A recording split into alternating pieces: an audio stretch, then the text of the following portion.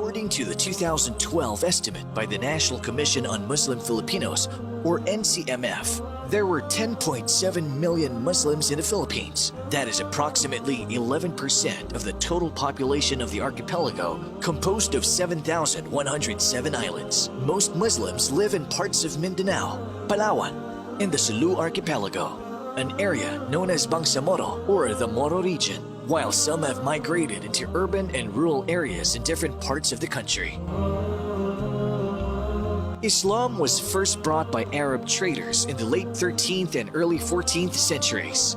200 years before the Spanish invasion, these Muslim merchants originally came from present-day Malaysia and Indonesia.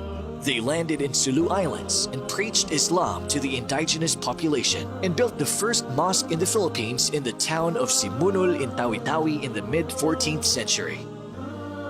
The Islamic propagation reached as far as the Kingdom of Tondo in current-day Manila in Luzon in the northern Philippines.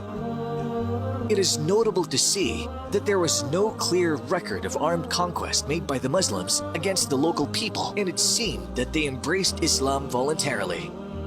Muslims believe that the past Muslims were invited into Islam by the good manners possessed by the preachers towards Islam. Different states and colonies embraced Islam without being subjugated by a Muslim military. As time went on, the Muslims prospered under these Muslim states, which had trade relations with nearby islands and even far-off countries like India and China. By that time, the Philippines does not exist yet as a country, rather as a group of islands where different sultanates rule over different lands, where many of these are Muslim governments.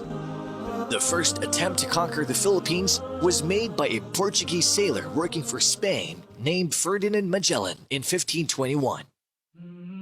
He is also known for leading the fleet of ships that is first to circumnavigate the world. He was able to convert some people to Christianity according to historians, but he failed in Christianizing and conquering Mactan and Cebu in the central Philippines when a local Muslim chieftain, Lapu-Lapu, led a counterattack against the superior fighting force of the Spaniards, who were armored and wielded firearms.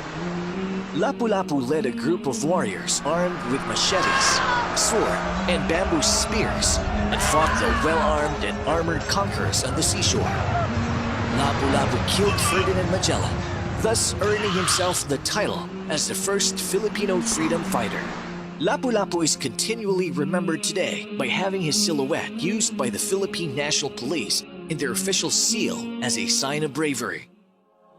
When the Spanish returned to the Philippines in the mid-1500s, after the failure of Ferdinand Magellan to conquer Cebu, they conquered Manila, where they encountered more Muslims under the leadership of Raja Sulaiman, whose castle stood in the area now known as Intramuros.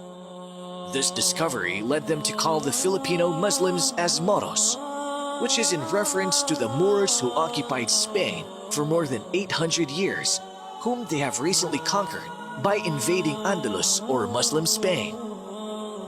In 1575, the Spanish started spreading Catholicism in the Philippines through the use of missionaries.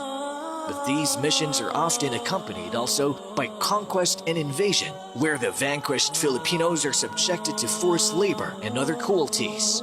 This has been recorded in history as an era of human rights abuse that even the non-Muslim freedom fighters and the intellectuals like Jose Rizal and Andres Bonifacio tried to address.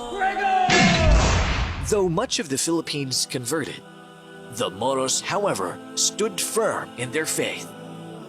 Great Muslim leaders such as Sultan Kudarat of Mindanao and Raja Sulaiman of Manila continued the legacy of Lapu-Lapu in their fight for freedom.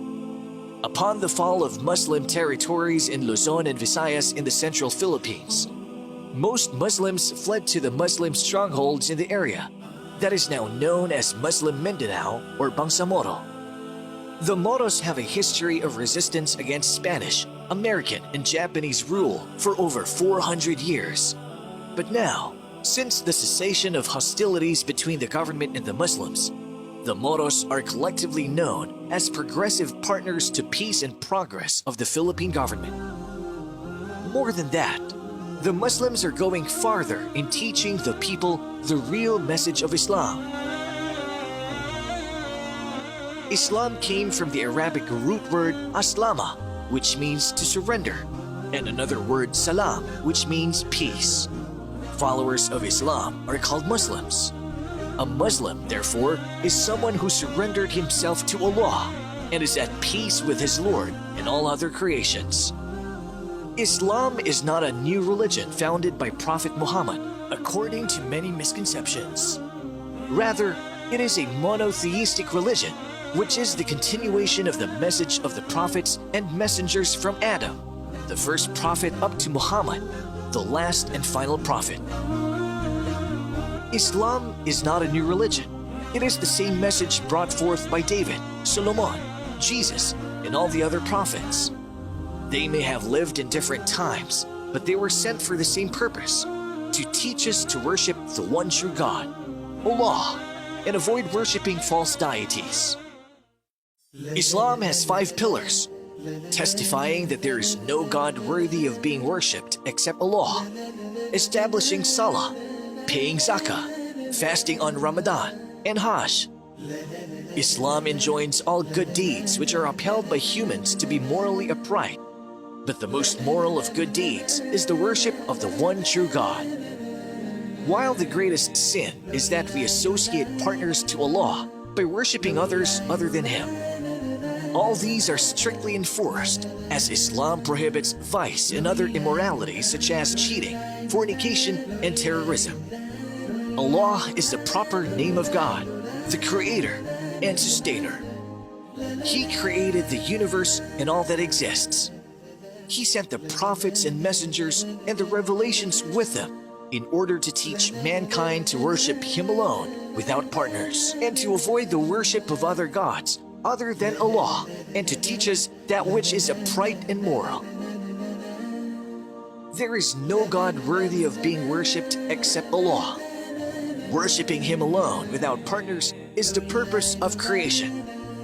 Although Christians call Him as God the Father or Lord, Allah is the same God who created the earth in the Bible. He is the same God that sent the prophets. Muslims believe in all the prophets and messengers, including Adam, Noah, Abraham, Jesus, and last prophet Muhammad. Prophet Muhammad had miracles the same way other prophets were given the same by Allah, in order for them to prove the validity and authenticity of their message. Prophet Jesus was given the miracle of healing, while Moses divided the sea for them to cross as an example. The greatness of the Quran as a miracle is because it is an eternal miracle that we still witness until today. Quran is the most read book in the world, and is the only book which is memorized by millions of people from cover to cover, which is a proof of Allah's promise in the Quran itself that He shall protect it, proving that it is indeed the word of Allah. Recently, scientists, Muslims and non-Muslims alike, discovered many scientific miracles in the Quran. The Quran has been speaking about geology, outer space, biology and others since it was revealed 1,400 years ago. A Muslim is a person who surrendered himself to Allah by acknowledging His oneness. He is also subservient to Allah by being obedient to Him and avoiding what He prohibited. He avoids any form of cooperation or having to do with worshiping anything or anyone other than Allah.